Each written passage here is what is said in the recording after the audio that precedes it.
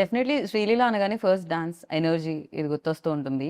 రాశి గారిని అయితే చూసాం మేము రీసెంట్ గా స్టెప్ వేయడం పవర్ స్టార్ గారితో. సో మీకు కూడా మేము ఎక్స్పెక్ట్ చేయొచ్చు స్క్రీన్ మీద లైక్ చేయకూడదండి. చేయకూడదు. బికాజ్ ఐ ఫీల్ లైక్ అదేదైతే ఉందో అది కొంచెం బ్రేక్ చేయడానికి మా డైరెక్టర్ గారు కొంచెం ప్రయత్నించారు. దేస్ నో అంటే అవసరం లేదు. ఓకే, So నీడ్ just లేదు అసలు. ఈ క్యారెక్టర్ కి అవసరం లేదు అండ్ ఈ క్యారెక్టర్ చేస్తే కూడా కరెక్ట్ కాదు అని అనిపించింది మా టీమ్ కి. So because of which it wasn't required అన్నప్పుడు ఇట్ వాజంట్ దేర్ అన్నమాట. సో అలా పాట ఉంది కానీ డాన్స్ లేదు. బిగర్ ఫీస్ట్ సార్ డాన్స్ చేస్తారు. సో ఓ ఓకే, దాంట్లో మీరు ఉంటారు పార్ట్. ఉంటాను అంతే.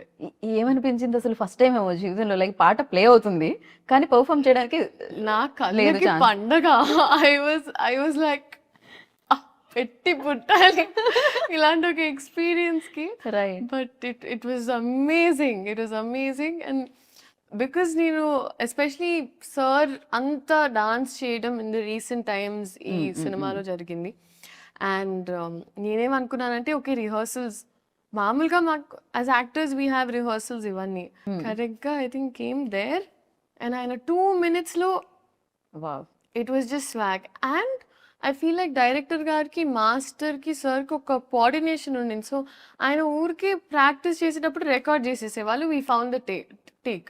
సో ఫస్ట్ టైం అలా చేసినప్పుడు నేనంతా అవేర్ లేను.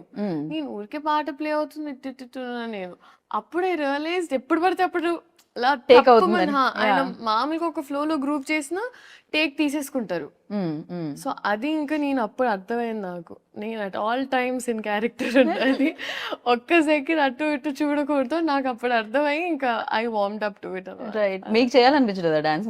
మ్యూజిక్ ప్లే అవగానే బేసిక్ గా ఒక స్టెప్ చేశానండి. ఒక స్టెప్ ఎలా ఉండేదంటే అది దేకి లెంగే సాలాలో నా హార్ట్ బీట్లోకి ఆ పాట ఆ అమ్మాయి బిట్లో జస్ట్ అలా వెళ్ళి ఇలా అంతే అయిపోయింది.